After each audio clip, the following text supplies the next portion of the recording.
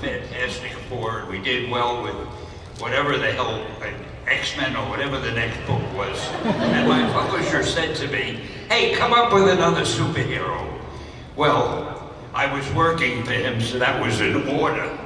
So I was trying to think of something unique. And I sat around in my room and I saw a fly crawling on the wall. And I thought, boy, wouldn't it be cool to have a superhero who could stick to walls like a... No, I'm not telling you the truth.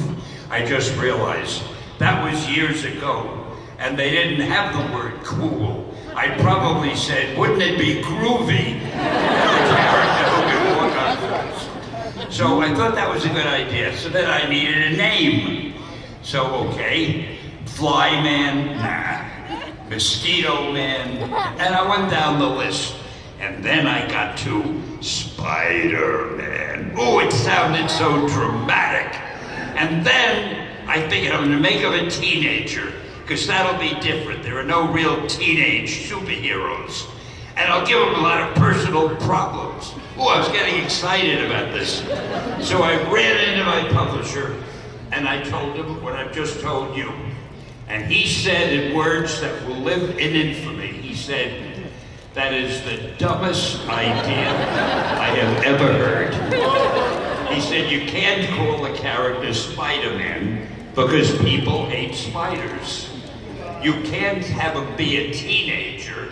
A teenager can only be a sidekick. And you want him to have personal problems? Stan, don't you know what a superhero is? He did all but kick me out of the office. Well, we had a book called Amazing Fantasy. Fantasy, yeah. See why I keep them around? Amazing Fantasy. And we were going to publish the last issue. Now, when you do the last issue of a book, nobody cares what you put in it. The book is dying anyway. So to get it out of my system, I said, I'm going to put Spider-Man in that book. And I called Jack Kirby, who at that time was the guy I went to for everything. And I asked him to draw Peter Parker, make him just an ordinary kid and so forth. And he drew a page that was beautiful, but I didn't feel it's Peter Parker. See, Jack makes everything look heroic. He made Peter Parker look like Captain America.